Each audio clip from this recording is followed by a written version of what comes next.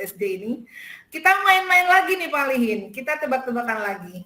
Siap ya Bapak Ibu ya? Boleh dituliskan di kolom chat nih jawaban Bapak Ibu. Boleh.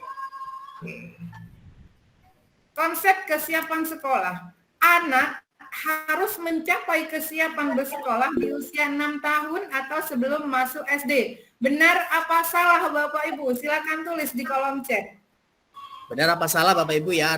Anak harus mencapai kesiapan bersekolah di usia 6 tahun sebelum masuk SD. Benar, salah. Wow, banyak nih. Benar-benar salah. Salah, benar. Benar, salah ya Bapak Ibu ya. Kenapa sih salah ya? Kenapa salah ya? Nah, kita akan temukan jawabannya di materi kita hari ini. Oke, miskonsepsi yang kedua. PAUD boleh diajarkan kalistung. PAUD boleh diajari calistung. Benar apa salah ya? Salah, Nih kolom boleh Palingin. Boleh salah. Salah Palingin, nggak boleh. Waduh, nggak di boleh channel ya. YouTube, di channel YouTube juga rame nih, saya juga mantau di channel YouTube. Oh ya, ramai juga ya. Iya, salah apa benar ya kira-kira ya? Wow, benar Bapak Ibu. Hati-hati dengan kalimatnya ya Bapak Ibu ya. PAUD boleh diajarkan kalistung. Boleh dong, tapi tidak wajib ya Bapak Ibu ya. Penjelasannya seperti apa? Akan kita bahas bersama. Oke, next. Miskonsepsi berikutnya. Kemampuan baca tulis hitung hanya dilakukan melalui pengenalan keaksaraan dan angka. Benar apa salah? Silakan Bapak Ibu. Salah. Oh, salah semua nih. Salah semua. Kan yang benar nih Bapak Ibu. Oke, kita cek. Iya, benar Bapak Ibu, salah ya. Banyak nih cara-cara atau teknik mengajarkan anak tentang kemampuan baca tulis hitung ya. Jadi tidak hanya tentang keaksaraan dan angka. Next, miskonsepsi berikutnya. Anak sudah harus dapat baca tulis hitung saat masuk SD.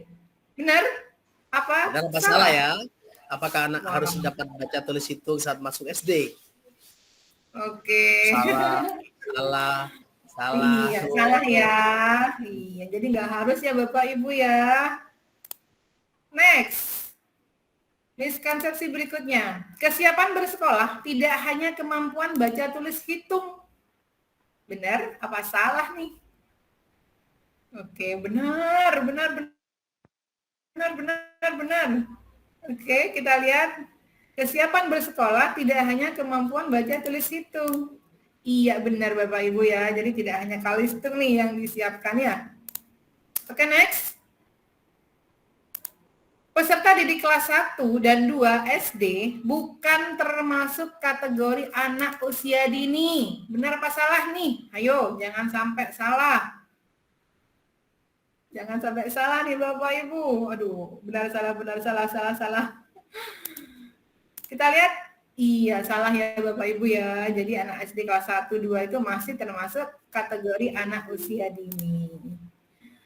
Oke Bapak Ibu, nah tentang transisi PAUD SD ini Bapak Ibu, ini ada lini masa intervensinya ya. Ini terbit tahun 2023 lalu, baik diinternalisasi oleh dinas, di SD dan satuan PAUD. Jadi di bulan Januari itu dinas sudah melakukan advokasi nih ke berbagai satuan pendidikan menggunakan surat edaran. Dan di bulan Februari hingga April awal, satuan pendidikan itu menyiapkan rencana tahun ajaran baru termasuk PPDB-nya, MPLS 2 minggu pertama, kemudian menyiapkan proses pembelajaran, tentunya dengan menggunakan alat bantu yang sudah disediakan. Dan di April pertengahan hingga Mei pertengahan nih, ada juga sosialisasi yang sudah juga dikuatkan oleh dinas ya. Jadi dinas itu menguatkan kembali tentang sosialisasi transisi PAUD. Seperti kita hari ini nih Bapak Ibu, ini merupakan penguatan ya. Sosialisasi penguatan yang dilaksanakan difasilitasi oleh Dinas Pendidikan Kabupaten Pamekasan tentang transisi PAUD SD. Rencana awal memang di bulan Mei kemarin Bapak Ibu, namun kendala berbagai hal jadi tertunda nih di Juni awal nih. Dan kemudian di bulan Juni hingga awal perubahan yang terjadi nih akan terobservasi Bapak Ibu. pada SD dan PAUD saat tahun ajaran baru 2024-2025 nanti. Semua rangkaian kegiatan ini Bapak Ibu bisa Bapak Ibu pelajari bersama atau belajar bersama di komunitas belajar dalam sekolah atau intrasekolah, ataupun juga komunitas belajar antar sekolah, baik itu KKG, FKG, MGMP, K3S gitu ya, atau di KKG PAUD gitu boleh. Dan juga kombel daring. Nah, seperti kita hari ini nih Bapak Ibu, kita ini termasuk kombel daring ya. Jadi kita bisa belajar semua ini tentang transisi PAUD melalui daring. Dan juga melalui forum komunikasi Bapak Ibu. Forum komunikasi PAUD SD. Tiap kabupaten itu sudah ada Bapak Ibu. Dianjurkan untuk membentuk forum komunikasi PAUD SD. Untuk apa? Untuk mengawal advokasi yang dilakukan dan berperan sebagai narah hubung nih antara masyarakat atau satuan pendidikan yang ingin mendukung dengan sumber informasinya sudah disediakan nih Bapak Ibu oleh kementerian. Jadi pemerintah itu dalam membuat sebuah program tidak main-main ya Bapak Ibu ya, dan Bapak Ibu juga tidak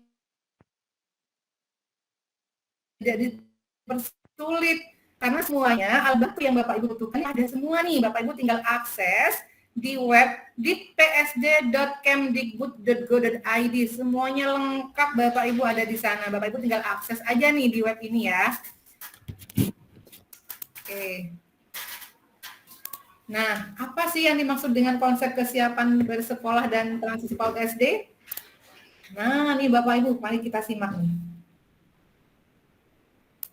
Di sini ada gambar ya. Nah, yang paling kiri nih ada anak di PAUD.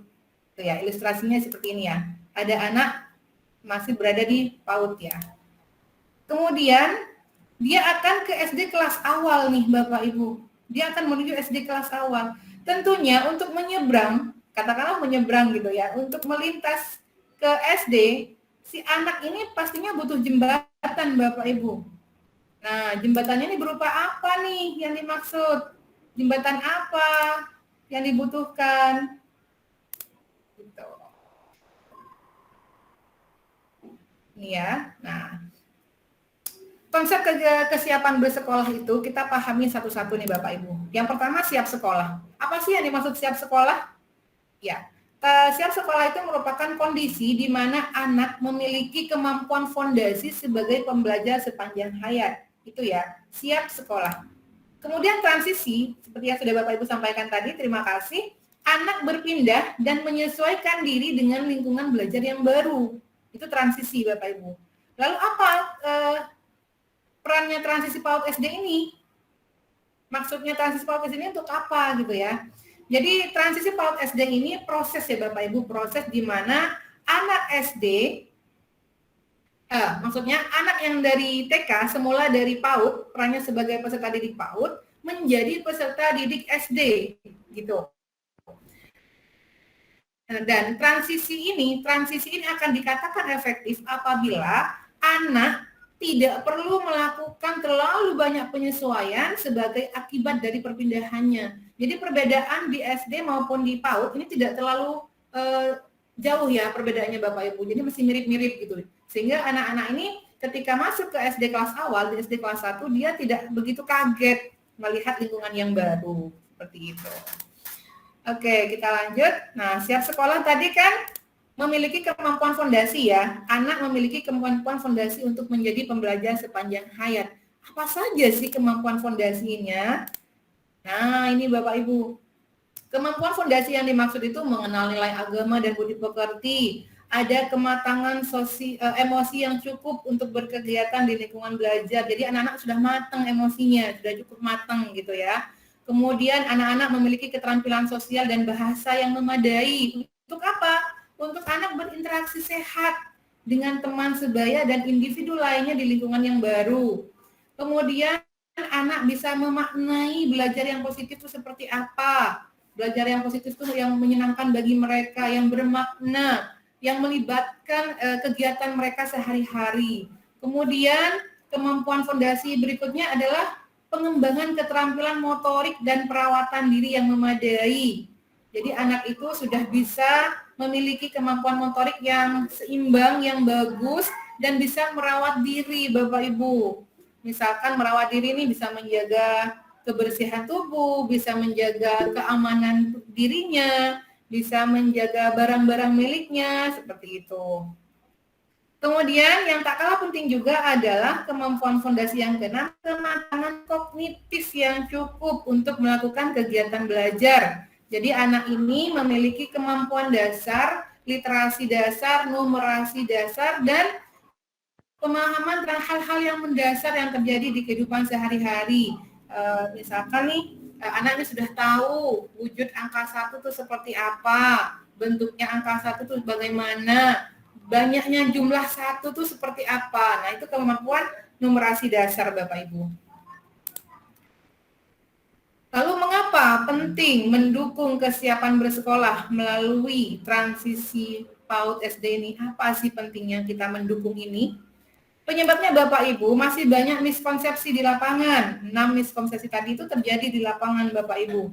Masih banyak praktik PPDB serta pembelajaran yang belum mencerminkan pemahaman bahwa membangun kemampuan fondasi itu merupakan suatu proses yang bertahap dan berkelanjutan yang dibangun sejak PAUD hingga SD kelas awal. Jadi semua 6 kemampuan itu tidak serta-merta langsung dijejali ke anak.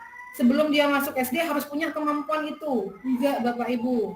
Itu kurang tepat ya, Bapak Ibu ya. Jadi membangun 6 kemampuan fondasi itu bertahap dari PAUD hingga SD kelas awal. SD kelas awal ini Bapak Ibu perlu kita pahami bersama bahwa SD kelas awal ini dari kelas 1 hingga kelas 2 gitu ya. Itu masuk ke SD kelas awal Bapak Ibu atau di fase A. Kemudian mengapa juga penyebabnya? Hak setiap anak untuk mendapatkan fase fondasi belum terpenuhi. Masih banyak nih anak-anak kita yang mau masuk ke SD tapi dia belum pernah merasakan pembelajaran atau pendidikan di PAUD-nya. Jadi belum mendapatkan fase fondasi. Sehingga kita perlu nih menguatkan transisi PAUD SD ini di kelas awal. Apalagi kita kemarin mengalami ini ya, kondisi pandemi. Kita sudah tahu bersama ketika pandemi ini kita kegiatannya di rumah semua ya Bapak Ibu. Jadi ini sangat perlu juga mendukung kesiapan bersekolah melalui transisi PAUD SD. Jadi kita bisa simpulkan Bu, yang dimaksud kesiapan bersekolah melalui penguatan transisi PAUD SD itu proses ya. Jadi transisi PAUD itu proses dari anak yang semula di PAUD dia akan menuju SD kelas awal sehingga nantinya anak ini bisa dikatakan siap sekolah. Nah, siap sekolah ini Bapak Ibu atau kesiapan sekolah itu dapat dimaknai sebagai capaian, bukan pelabelan ya. Tujuannya bukan melabeli anak siap atau belum siap, bukan. Tapi memetakan, memotret capaian anak Bapak Ibu.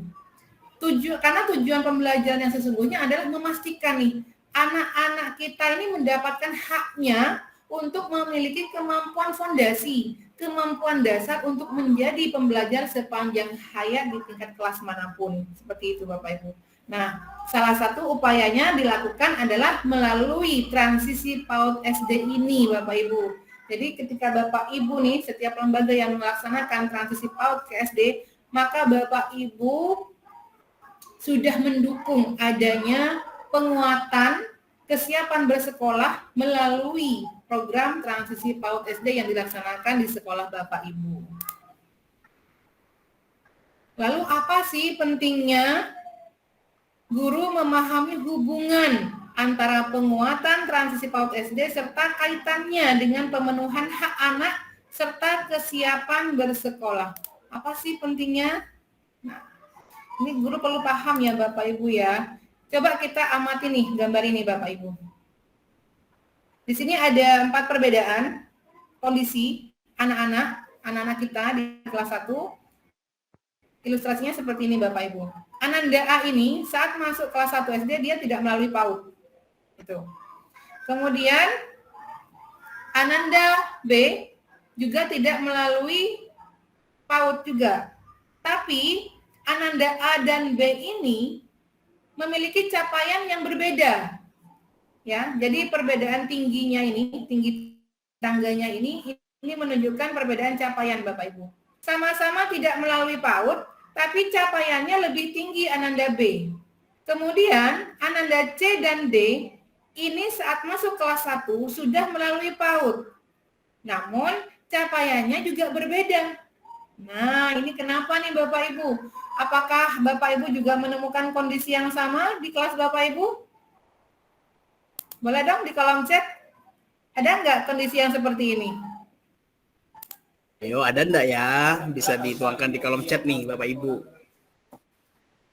Oh, ada. Ada. Ada ya? Oh iya, ada juga ya. Oh banyak, iya. Kenapa sih yang membedakan ini? Sama-sama nggak PAUD, sama-sama, tapi beda capaian. Sama-sama PAUD, capaiannya pun berbeda. Kenapa? Kenapa ya? Nah, ini penyebabnya Bapak Ibu. Yang perlu kita pahami bersama, laju perkembangan anak itu berbeda-beda Bapak Ibu ya. Banyak faktor yang mempengaruhi ini. Bisa dari gizi Bapak Ibu, gizinya saat bertumbuh, kesempatan berinteraksi dan berkegiatan di rumah, atau juga kualitas pendidikan sebelumnya nih, dan juga masih banyak faktor yang lain yang mempengaruhi laju perkembangan anak berbeda-beda. Itu penyebab yang pertama.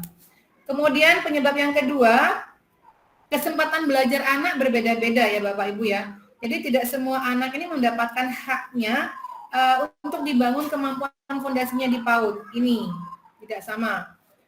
Kemudian penyebab yang ketiga, dimanapun titik berangkat anak, mereka berhak mendapatkan hak yang sama Bapak Ibu. Memiliki kemampuan fondasi agar dapat siap sekolah dan menjadi pembelajar sepanjang hayat, itu merupakan hak anak yang harus kita berikan. Jadi, transisi PAUD SD ini Bapak Ibu ingin memastikan ya, melalui gerakan transisi PAUD SD ini ingin memastikan setiap anak dimanapun titik berangkatnya, mereka memiliki hak untuk dibina kemampuan fondasinya. Itu yang wajib kita berikan Bapak Ibu. Oke. Lalu kita perhatikan lagi, kita refleksi nih Bapak Ibu. Bagaimana sih cara pandang kita selama ini menentukan perilaku kita pada anak? Apabila kita mencermati kemampuan anak berdasarkan siap atau belum siap, maka tindak lanjutnya akan berpotensi pada pelabelan. Oh, anak ini nggak siap. Oh, anak ini sudah siap. Oh, dia siap, dia belum. Nah, itu pelabelan Bapak Ibu. Namun, jika kita mencermati kemampuan anak berdasarkan identifikasi kemampuan yang belum dimiliki dan sudah dimiliki, maka tindak lanjut yang akan kita berikan itu berpotensi besar berujung pada sebuah pembinaan. Ini Bapak Ibu ya, ini harus kita sepakati bersama. Ayo kita ubah pelabelan siap dan belum siap ini menjadi kemampuan yang belum dimiliki dan sudah dimiliki. Oh, anakku ini sudah mampu, sudah memiliki kemampuan numerasi dasar. Oh, anakku yang si ini dia masih lemah nih di kemampuan numerasinya. Sehingga apa yang bisa kita lakukan? Kita akan bisa memberikan pembinaan yang sesuai dengan kebutuhan belajar anak-anak kita, Bapak Ibu. Lalu siapa yang bertanggung jawab agar anak memiliki fondasi tersebut? Oke, menurut Bapak Ibu siapa nih yang bertanggung jawab? Boleh dong di kolom chat lagi. Benar sekali. Siapa yang kira-kiranya yang bertanggung jawab? Yang bertanggung jawab. Itu siapa ya? Orang tua. Oke. Guru dan orang tua, katanya guru dan ortu. Mengestu orang tua. Baik. Ya, guru dan orang tua. Oke, baik. Bu Sunarni, terima kasih. Guru ya, Ibu ya. Oke, baik. Kita lihat siapa yang bertanggung jawab nih untuk memberikan ini semua Bapak Ibu.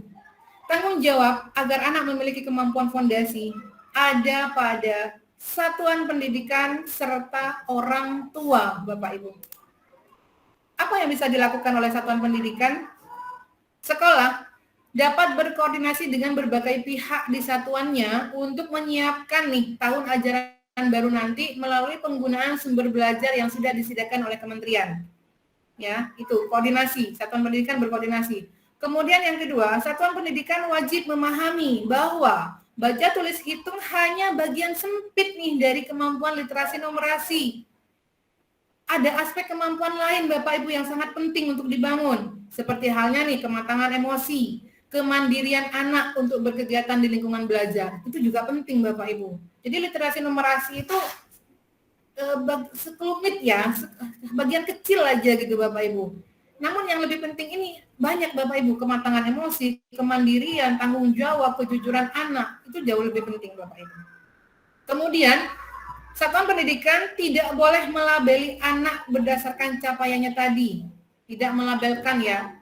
Setiap anak ini memiliki laju perkembangan dan kesempatan belajar yang berbeda, ya. Dan tujuan pembelajaran sesungguhnya adalah memastikan bahwa anak-anak kita mendapatkan haknya untuk memiliki kemampuan fondasi itu sebagai pembelajar sepanjang hayat. Dan yang tak kalah penting Bapak Ibu, satuan pendidikan berkomunikasi, menyampaikan pentingnya dukungan dari rumah dalam bentuk komunikasi nih antara orang tua dan dengan wali murid, dengan guru kelas atau sekolah ya, agar anak dapat mendapatkan pengalaman pembinaan yang berkelanjutan, berkesinambungan sejak di satuan pendidikan hingga di rumah. Jadi kolaborasi nih antara guru dengan orang tua, komunikasi. Sekarang kan sudah ini ya, sudah pada umum punya grup WA. Nah, komunikasikan nih Bapak Ibu. Namun jika akan berbicara tentang personal anak, alangkah baiknya Bapak Ibu via Japri ya, jangan di grup WhatsApp gitu. Kemudian apa yang harus dilakukan orang tua? Tadi kan tanggung jawabnya antara satuan pendidikan dan orang tua ya. Apa yang harus dilakukan orang tua? Nah, ini juga bisa Bapak Ibu sampaikan melalui sosialisasi sebelum MPLS nanti. Alangkah baiknya orang tua membawa anak mengikuti perkenalan sekolah saat pembukaan pendaftaran bagi siswa baru nih. Tuh ya. Jadi agar anak-anak tuh lebih familiar dengan lingkungan barunya ketika Bapak Ibu ketika orang tua mendaftarkan anaknya di sekolah, alangkah baiknya anaknya diajak agar mereka tuh tahu gitu. Oh, ini lingkungan baruku. Kemudian membantu anak saat akan memulai rutinitas baru. Ini disampaikan juga ke orang tua. Menceritakan nih juga kepada anak tentang kegiatan sehari-hari yang akan terjadi di sekolah barunya. Misalkan kamu nanti akan ketemu teman barumu, kamu akan ketemu dengan guru-guru baru, lingkungan baru, dan kita orang tua juga menunjukkan cara mempersiapkan tas sekolahnya. Nah, ini perlu Bapak Ibu, perlu disampaikan ke orang tua nanti ya. Kemudian orang tua perlu menolong anak-anak untuk beradaptasi secara bertahap. Jangan menuntut mereka, kamu tuh harus gini ya dengan di kelasmu. Gitu. Jangan ya Bapak Ibu ya. Kemudian menjelaskan kepada anak-anak untuk memahami hubungan relasi yang lebih luas. Kalau kamu nanti di kelas 1, teman-temanmu tuh lebih banyak, karena kelasmu tuh ada 2 rombel misalnya. Ada kelas 1A, ada 1B, temanmu lebih banyak daripada di PAUD. Nah, seperti itu Bapak Ibu bisa disampaikan oleh orang tua. Kemudian orang tua menjelaskan juga kepada si anak bahwa guru merupakan pengganti orang tua gitu selama di sekolah. Sehingga ketika anak butuh sesuatu, seperti halnya di rumah misalnya, mereka tuh nggak bingung untuk nyari siapa. Kemudian mereka juga nggak takut juga ke guru, gitu ya. Jadi guru itu merupakan pengganti orang tua selama anak di sekolah. Nah, sekarang nih Bapak Ibu, setelah mengetahui miskonsepsi dan segala hal macamnya yang sudah kita bahas dari tadi, kira-kira nih strategi apa yang akan Bapak Ibu pilih sesuai dengan situasi sekolah Bapak Ibu? Nah, ini perlu Bapak Ibu berefleksi ya. Oh iya, strategi apa nih? Aku menyampaikan ini nih ke orang tua nih. Selama ini transisi PAUD SD hanya ya orang tua datang, nganterin, sudah selesai pulang. Nah, bagaimana agar ini terjadi perubahan di tahun ini Bapak Ibu? Kira-kira strategi apa yang akan Bapak Ibu lakukan? Sudah punya pandangankah atau sudah punya rencana program? Boleh dong berbagi di kolom chatnya Bapak Ibu strateginya bagaimana? Maupun di kolom chat YouTube ya, boleh Bapak Ibu yang hadir di YouTube. Kira-kira strateginya apa nih? Strategi apa yang Bapak Ibu gunakan untuk situasi sekolah Bapak Ibu?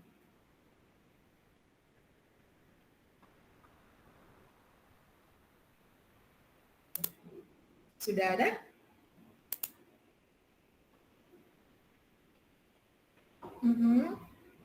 mengadakan pertemuan dengan orang tua untuk sosialisasi kondisi sekolah. Wow, keren. Luar biasa Bu Anissa, terima kasih sudah berbagi strategi. Nah, ini perlu ya Bapak Ibu ya, pertemuan ya. Membantu anak-anak beradaptasi di lingkungan baru. Kunjungan, wow, keren Pak Daniel. Kunjungan ke rumah dan kolaborasi dengan orang tua murid. Luar biasa sekali nih, bagus nih Bapak Ibu. Kunjungan ke rumah boleh. Menjelaskan program yang akan diberikan. Bu Junalifa, ya itu perlu ya Bapak Ibu ya. Tentang kurikulum merdeka itu seperti apa gitu ya, di kelas 1 boleh. Luar biasa sekali nih strateginya, sudah beragam Bapak Ibu, terima kasih sudah berbagi inspirasi Bapak Ibu. Oke, dari adanya kegiatan transisi PAUD SD ini, apa sih perubahan yang diharapkan? Ya, kita akan lihat perubahan apa yang diharapkan. Ya, perubahan yang diharapkan dari adanya penguatan transisi PAUD SD yang berpihak pada anak ini Bapak Ibu. Nah, seperti ini ya. Ada 3 indikator. Ada 3 indikator, seperti yang sudah disampaikan oleh Bunda Paut kita tadi ya. Indikator kinerja yang pertama, dalam PPDB SD, tidak lagi menggunakan kalistung Bapak Ibu. Tidak lagi menggunakan tes kalistung. Menghilangkan tes kalistung dari proses penerimaan peserta didik baru. Kenapa nggak boleh? Kenapa yang tidak boleh? Iya, karena tes itu berpotensi membatasi hak anak Bapak Ibu. Hak anak itu, setiap anak itu memiliki hak ya untuk mendapatkan layanan pendidikan dasar. Dan akan sangat tidak tepat apabila anak diberikan syarat tes untuk dapat layanan tersebut. Kemudian alasan berikutnya, titik berangkat setiap anak ini berbeda-beda. Jelas ya, kita sudah dengan ilustrasi yang tadi, kita sudah jelas tergambar. Kemudian ada regulasi yang mengatur Bapak Ibu. Di mana regulasinya? Ada yang tahu? Iya, Permen nomor 17 tahun 2010 tentang pengelolaan dan penyelenggaraan pendidikan serta Permendikbudristek nomor 1 tahun 2021 tentang PPDB. Jadi sudah diatur regulasinya Bapak Ibu bahwa menghilangkan tes kalistung dari PPDB itu harus dilakukan oleh setiap lembaga. Kemudian indikator kinerja yang kedua, masa perkenalan di 2 minggu pertama di tahun ajaran baru 2024 di PAUD dan SD itu, anak serta orang tua dengan lingkungan belajarnya agar dapat merasa nyaman dalam berkegiatan. Jadi ada perkenalan nih Bapak Ibu, anak dengan orang tua dengan lingkungan baru. Kalau tadi anak dengan orang tua mengenal lingkungan belajar yang baru, sekolah dengan anak melalui kegiatan pembelajaran yang bertujuan untuk mendapatkan potret capaian siswa atau anak melalui asesmen awal dan digunakan sebagai basis perancangan kegiatan pembelajaran. Selain anak dan orang tua mengenali lingkungan belajar PLS itu, sekolah yang mengenali capaian belajar anak itu yang perlu dilakukan.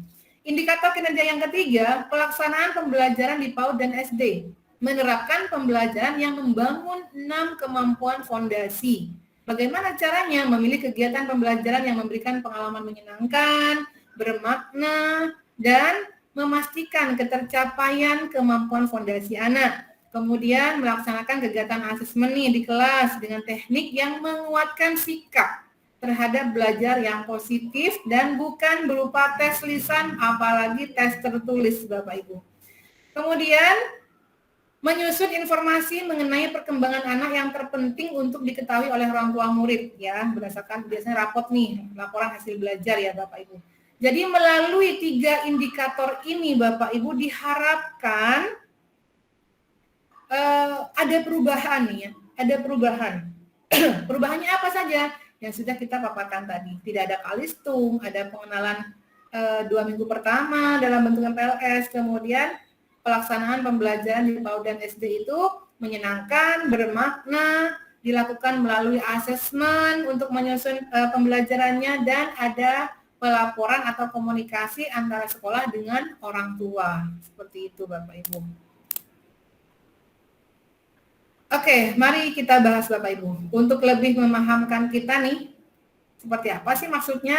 Nah,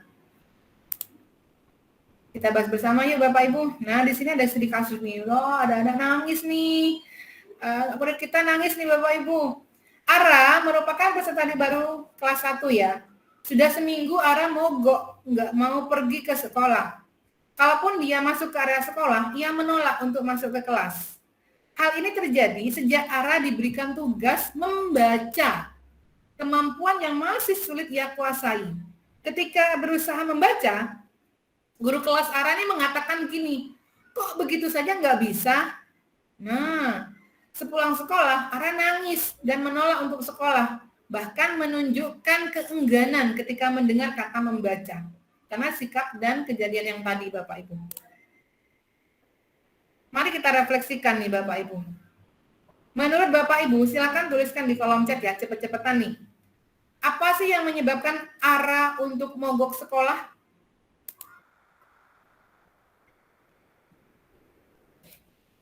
Dari kondisi Ara tadi, apa yang menyebabkan dia mogok ke sekolah? Takut, Bu Junalifah, ya, takut. Tekanan dari guru kelas, takut. Karena nggak bisa membaca, Bu Endang. Malu, takut, iya. Oke, takut ya. Nah, kondisi yang tadi, dia kesulitan membaca. Kemudian gurunya menyampaikan, kok gitu saja nggak bisa? Nah, iya benar, dia takut membaca Bapak Ibu. Itu yang menyebabkan Ara mogok sekolah. Kemudian, apa yang akan Bapak Ibu lakukan ketika menghadapi situasi tersebut nih? Misalkan ada murid Bapak Ibu yang demikian kondisinya. Apa yang akan Bapak Ibu lakukan? Oke, takut, malu, kecewa. Memberikan pendekatan. Dari SD plus Al-Wahid, terima kasih memberikan pendekatan. Ada lagi yang lebih spesifik? Mendekati anak, memotivasi, komunikasi, oke. Nah, ini juga bisa menjadi bahan refleksi ya kita Bapak Ibu. Ada 2 butir yang perlu dijawab. Bagaimana seharusnya kita menghadapi situasi tersebut? Apa yang perlu dipersiapkan oleh guru PAUD? Nah, ini juga refleksi ya, untuk guru SD dan guru PAUD sama-sama refleksi. Di SD harus ngapain, di PAUD pun juga harus mempersiapkan apa nih kepada anak-anak. Gitu ya. Memberikan motivasi, memberikan perhatian lebih. Memberikan motivasi untuk growth mindset, pendekatan. Baik, terima kasih Bapak Ibu semua yang sudah menjawab. Terima kasih, bimbingan, menyemangati. Oke, kita cek. Ya, Ara mogok sekolah karena menghindari ketika dia bertemu atau mendengar kata membaca, gitu ya. Ini yang membuat dia takut. Kemudian, apa yang bisa dilakukan guru? Memotivasi, Bapak Ibu ya, memotivasi agar Ara dengan kalimat-kalimat yang meyakinkan dia, nantinya Ara bisa nih, apabila Ara lebih berusaha memberikan perhatian yang lebih, Bapak Ibu. Untuk refleksi kita nih, guru SD bisa memilih kegiatan yang lebih tepat dan berinteraksi dengan peserta didik yang lebih positif. Anak-anak tetap diajak membaca, namun jika diketahui murid kita ini belum bisa membaca dengan baik, maka kita jangan membuat kegiatan yang menyuruh dia membaca. Bikin kegiatan atau permainan yang lain, gitu ya. Dan interaksi positif ini perlu Bapak Ibu dengan kalimat-kalimat yang positif, gitu ya. Kemudian untuk SD, untuk PAUD, membangun literasi anak. Apakah kemampuan belajar di PAUD sudah mengajak Ara untuk kenal dengan konsep keaksaraan atau belum? Ini juga jadi bahan refleksi. Contoh kasus berikutnya, Ical nih. Nah ini, Ical ini anak pintar, ya. Namun dia itu sering tengkar dengan teman sekelasnya. Jika keinginannya tidak terpenuhi, dia akan menangis dan mendorong temannya. Ini membuat guru Ical menyimpulkan bahwa Ical ini anak yang belum siap bersekolah. Nah, kita telah lagi. Kenapa nih? Kalau menuju pada 6 aspek kemampuan fondasi, kemampuan apa yang menurut Bapak Ibu ya, perlu penguatan pada Ical? Oke, ada. Oke, kemampuan emosi ya. Oke, baik. Terima kasih. Nah, yang bisa kita lakukan nih Bapak Ibu, Ical ini dapat dikatakan masih belum memiliki kemampuan untuk mengelola emosi. Yang bisa kita lakukan adalah merancang kegiatan pembiasaan di kelas, bangun pemahaman dan keterampilan Ical untuk mengelola emosi. Oh, kalau seperti ini, Nak, seperti ini, nggak boleh marah, ini temanmu, ini saudaramu, dan sebagainya gitu Bapak Ibu ya. Kemudian membangun kematangan ini dengan kegiatan di lingkungan belajar, misalkan lebih banyak kegiatan berkelompok untuk berinteraksi gitu ya Bapak Ibu ya.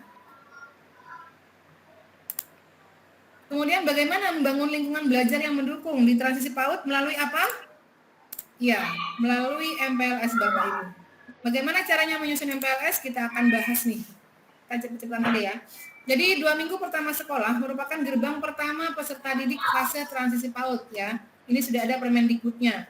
Jadi ada 3 nih Bapak Ibu. Ada pra MPLS, ada hari pertama hingga ketiga dan hari keempat sampai 10.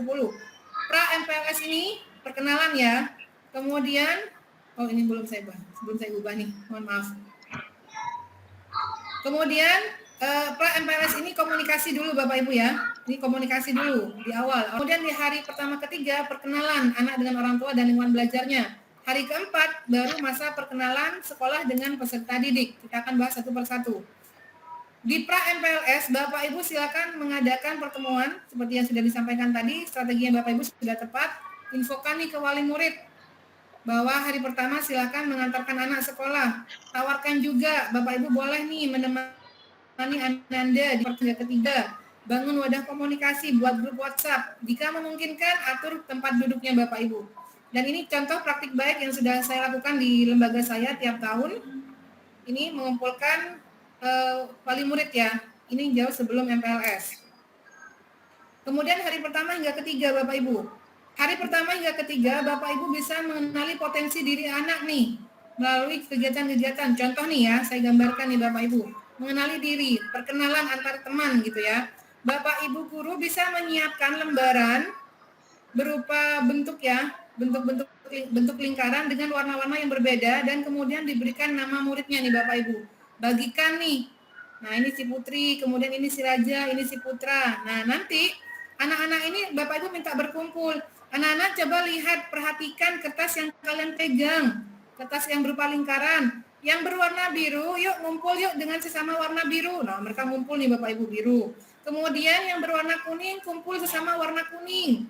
Yang warna merah dengan warna merah. Nah, kemudian mereka setelah berkumpul, Bapak Ibu bisa mengajak nyanyi anak-anak secara bergantian. Itu Bapak Ibu.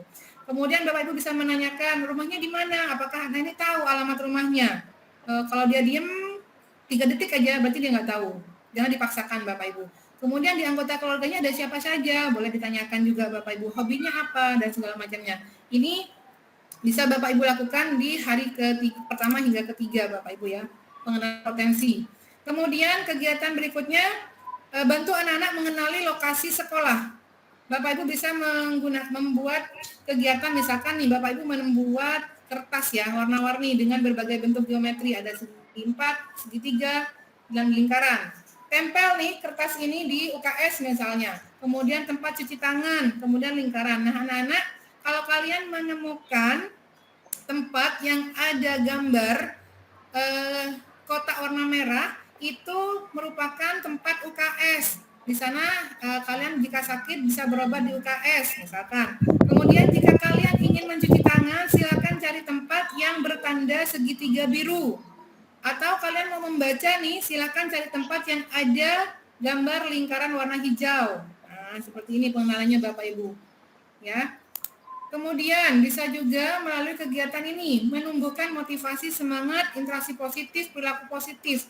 Ajarkan kesepakatan kelas itu seperti apa dan bagaimana penerapannya. Ajak anak untuk menyepakati. Kemudian ajari anak menggunakan kata tolong, maaf, dan berterima kasih. Itu selama 1 hari hingga 1 ke 3 Bapak Ibu ya. Hari pertama hingga hari ketiga. Kemudian hari keempat sampai 10. Nah ini hari keempat sampai 10 Bapak Ibu melakukan praktik pembelajaran yang berpihak pada transisi PAUD SD di masa perkenalan. Bapak Ibu merancang caranya bagaimana? Bapak Ibu lakukan asesmen awal. Ya. Asesmen awalnya seperti apa? Ya, asesmen awalnya seperti apa? Apakah berupa tes Bapak Ibu? Asesmen awalnya apakah berupa tes nih kepada anak kelas 1? Menyimak, tidak, menyimak, oke, tidak. Iya, nggak boleh ya Bapak Ibu ya, asesmen awalnya jangan tes ya. Lalu berupa apa nih asesmen awalnya? Bapak Ibu bisa melakukan asesmen melalui kegiatan pelaksanaan pembelajaran. Bentuknya sederhana dan realistis Bapak Ibu, bermakna dan berpusat pada anak serta menyenangkan bagi mereka. Itu konsepnya untuk melakukan asesmen ya. Kenapa? Karena pembelajaran belum berkesinambungan Bapak Ibu antara PAUD dan SD pada fase A. Ini alasannya. Kalau makanya tidak boleh melakukan asesmen awal berupa tes. Dan alasan yang kedua, tidak seluruh peserta didik di fase A pernah mengikuti PAUD. Ini yang perlu kita highlight Bapak Ibu. Ini yang perlu kita pegang ya. Kemudian untuk apa nih asesmen awal ini dilakukan? Untuk membantu Bapak Ibu merancang pembelajaran. Bagaimana menentukan CPTP-nya nanti ketika menyusun modul ajar setelah 2 minggu pertama awal tahun ajaran baru. Izin mengingatkan Bu Putri ya, 1 menit lagi. Ya? Siap, wah ini masih ada beberapa saat paling. Izin molor sebentar 5 menit boleh paling? Atau 2 menit ya? Boleh. Ya. Nah, praktiknya bagaimana nih? Bapak Ibu bisa melakukan observasi, bisa menggunakan pembinaan melalui pemilihan muatan pembelajaran ya, menggunakan pembinaan. Lalu bagaimana kemampuan fondasi dapat dibangun melalui CP, mata pelajaran di PAUD hingga SD? Nah, untuk mempermudah Bapak Ibu, Kementerian lagi-lagi sudah menyiapkan, menyusun contoh perilaku atau kemampuan yang teramati dari 6 aspek fondasi ini seperti apa. Nah, ini Bapak Ibu, sudah disediakan 6 fondasi itu apa saja. Ini di SD, mapel SD-nya ini ya, ada agama hingga seni budaya. Untuk di PAUD, ini ada agama, jati diri, dan dasar-dasar literasi, dan seterusnya. Kemampuan 6 fondasinya sudah jelas ada Bapak Ibu, ada nilai agama, budi pekerti, kematangan emosi, keterampilan. Bahkan bentuk-bentuknya pun, bentuk-bentuk aktivitasnya sudah ada nih Bapak Ibu. Ya, anak mengenali Tuhan, sudah di breakdown lagi nih Bapak Ibu, tinggal menggunakan saja. Sudah mudah nih untuk guru kelas 1.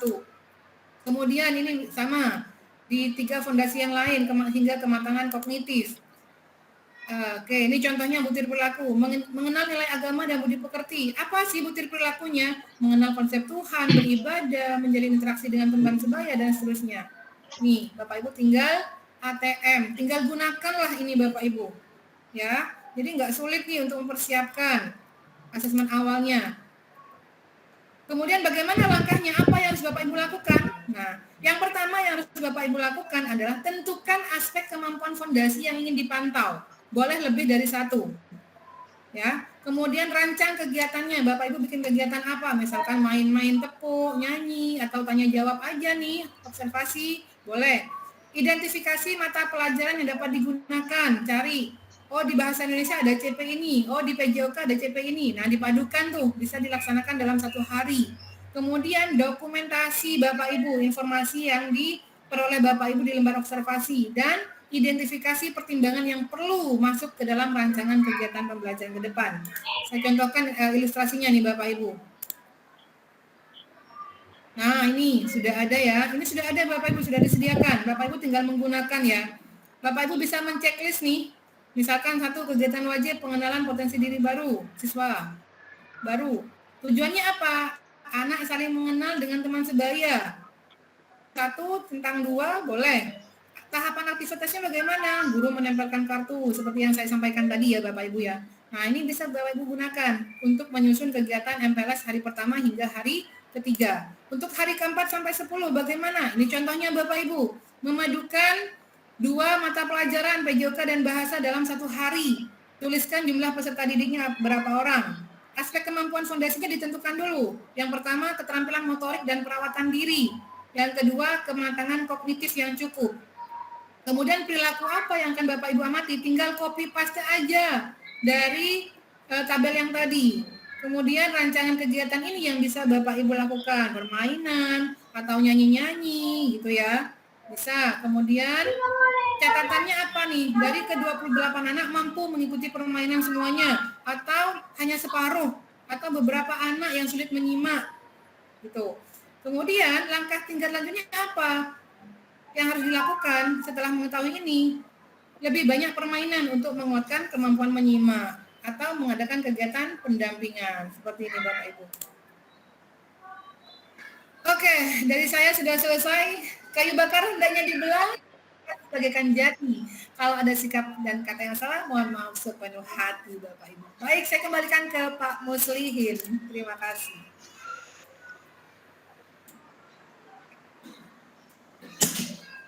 Halo Pak Lihin.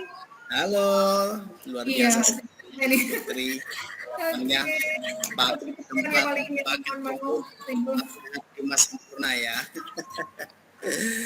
Tadi saya perhatikan dari semua peserta baik di room Gimit dan juga di channel YouTube semuanya pada fokus menyimak apa yang telah disampaikan oleh Bu Putri secara jelas. Nah, untuk sesi berikutnya Bapak Ibu, setelah Ibu Putri Dwi Febrianti ini memberikan penjelasan terkait transisi PAUD SD, nah berkenan ini Bapak Ibu yang masih memiliki unek-unek, tidak puas atau ada sesuatu kurang dimengerti, kami persilakan untuk Bapak Ibu dan hadirin sekalian, baik yang ada di room chat ini, room Gimit ataupun ada ya yang berada di itu kami bertanya. Dulu ya, all dulu ya Bapak Ibu ya, saya turunkan semua ya. Nah, Bapak Ibu di sesi tanya jawab kami persilakan yang ada di ruang Gimit untuk ada Batrotul Laili, kami persilakan Ibu Batrotul Laili. Batrotul Laili.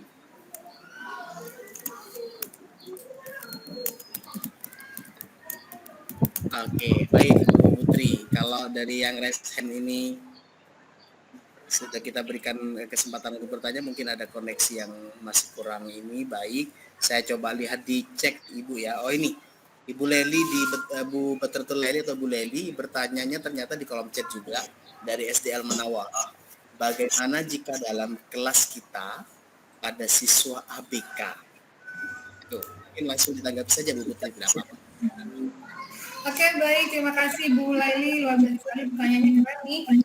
Menghadapi siswa ABK dalam transisi PAUD SD ini perlu ya mengadakan beberapa pendekatan khusus dan strategi yang tepat untuk memastikan bahwa mereka bisa beradaptasi dan belajar dengan baik, Bapak Ibu. Ada beberapa hal yang bisa Bapak Ibu lakukan, Bu Laili.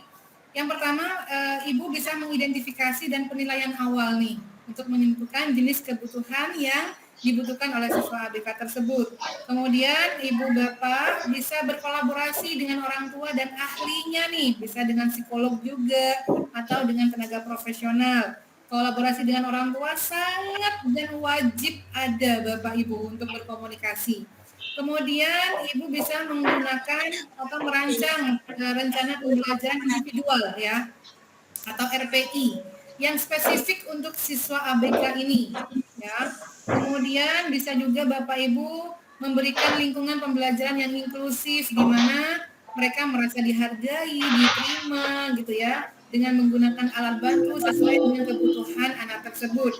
Metode pengajarannya juga berdiferensiasi Bapak Ibu. Pastinya dibedakan ya kalau sudah ABK. Kemudian Bapak Ibu bisa mengembangkan keterampilan sosial dan sebagainya nih Bapak Ibu. Jadi itu ya strategi-strategi yang bisa Ibu Laili lakukan untuk menghadapi anak di masa transisi PAUD SD. Itu paling. Terima kasih. Oke, bagaimana Ibu Laili dengan jawaban dari Ibu Putri barusan? Halo. Baik, terima kasih Bu Putri. Terima kasih kembali Bu Laili. Iya.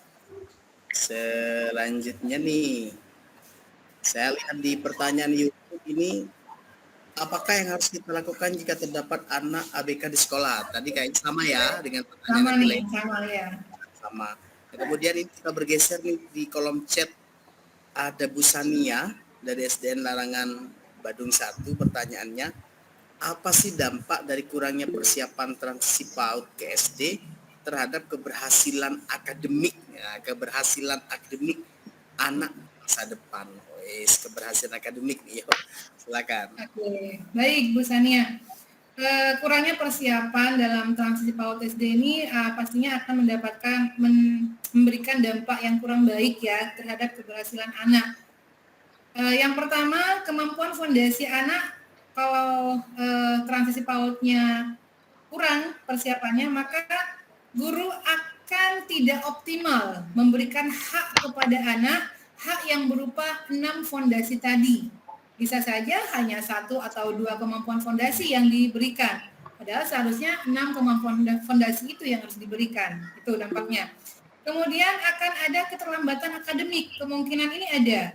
Anak tidak siap menghadapi tuntutan akademik di SD, mengalami kesulitan memahami materi karena dasarnya sudah tidak lengkap mereka terima. Sosial emosionalnya juga pasti terpengaruhi, gitu ya. Anak mengalami kesulitan beradaptasi dengan lingkungan yang baru. Bisa anak itu cemas, stres, takut, nggak percaya diri. Karena apa? Karena 6 kemampuan fondasinya tidak dia terima. Juga motivasi belajar, ya. Karena motivasi belajar ini sangat penting, Ibu, untuk anak-anak kita. Kalau anak-anak kita sudah nggak termotivasi belajar, jelas dia akan malas belajar dan arahnya akan mengalami keterlambatan akademik. Itu saja sih paling. Paling masih di mute. Sorry. Ya, luar biasa sekali Bu Putri tanggapannya atas pertanyaan telah disampaikan oleh Bu Sania. Semoga bisa diterima dengan baik Bu Sania ya. Ini saya pengen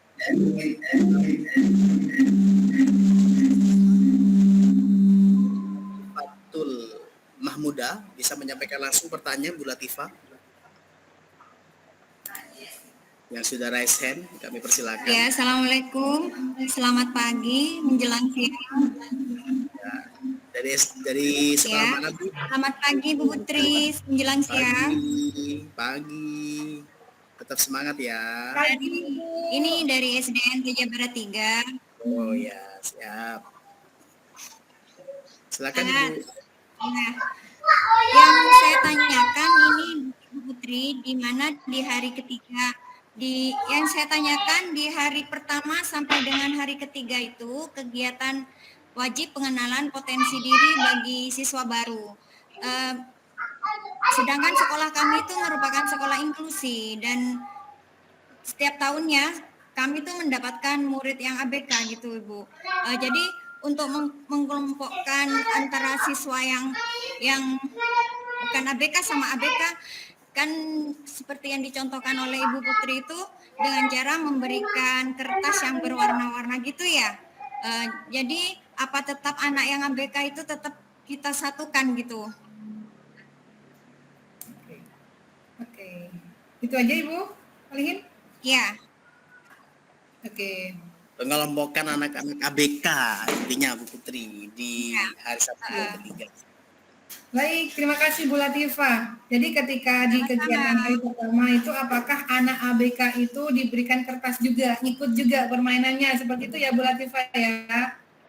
Nah, kita identifikasi dulu nih Bu, ABK-nya seperti apa? Ibu harus kenali dulu gitu ya. Kalau kami misalkan maaf, anak tersebut cacat fisik pakai kursi roda misalnya seperti itu ya.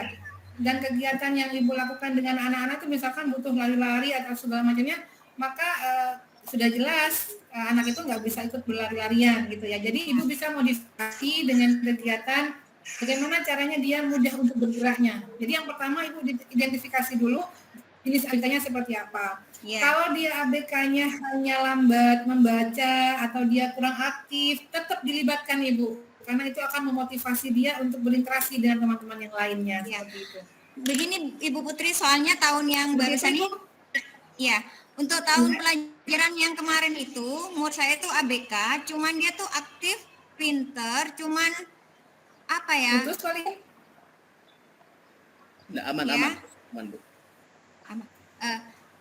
Murid saya itu, saya putus-putus, bisa diulang Ibu?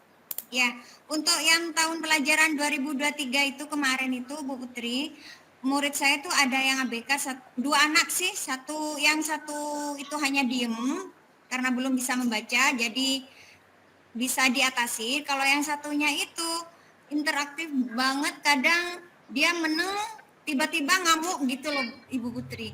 Jadi untuk tahun ini takutnya dapat lagi yang ABK tambah parah gitu, jadi saya bingung. Oke, Baik Ibu, terima kasih. Ya. Langkah pertama sebelum Ibu melaksanakan MPLS itu ya, disarankan untuk mengadakan pra-MPLS, komunikasi dengan orang tua. Nah itu bisa juga membawa anak untuk pengenalan awal gitu ya. Di hari pertama Ibu, pengenalan potensi diri anak tidak harus langsung bermain seperti yang saya contohkan tadi, tidak harus. Bisa dengan tanya saja dulu, namanya siapa, gitu aja selama seharian dulu Ibu. Kemudian hari berikutnya bisa dengan menggunakan contoh yang dari saya tadi, membuat lingkaran. Nah, itu bisa dimodifikasi ya Bapak Ibu ya, sesuai kondisi dan kebutuhan kelas Bapak Ibu masing-masing. Itu hanya referensi saja Ibu. Tapi tetap disarankan semua anak terlibat menyenangkan dalam masa MPLS itu Ibu. Siap. Terima kasih Bu Latifah. Sama. Ya, terima kasih. Jadi komunikasi dengan orang tua murid sebelum atau di saat pra itu termasuk dalam observasi ya.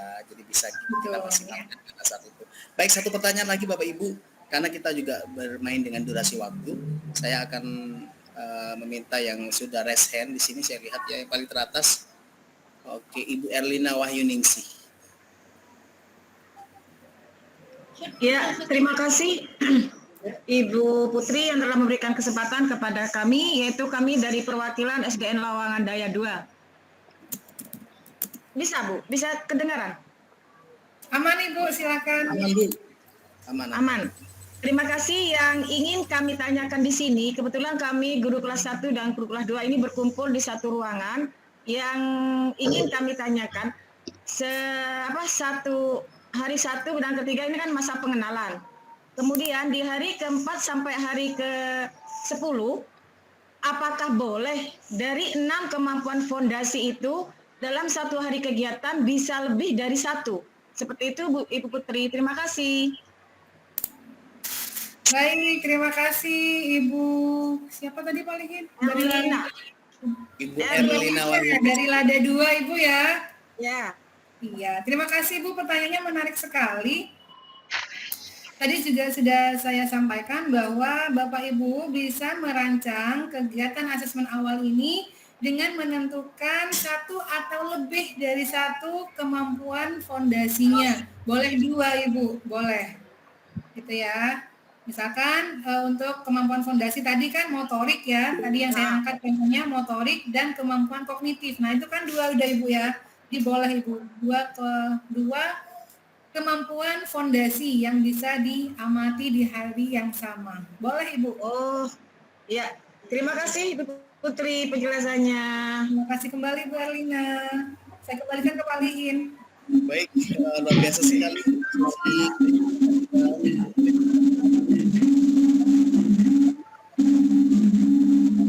Kami saya sebagai moderator tidak bisa mengcover semua pertanyaan atau sikap resen dari Bapak Ibu. Bisa nanti kita lanjutkan karena kita sudah siapkan ruang untuk kemudian tanya jawab di subgroup. Saya dulu Bu Fatin Hasanah. Ya, baik. Karena sudah waktu menunjukkan jam 11 menit, jam 11 lewat 2 menit, kayaknya kita harus mengakhiri kegiatan.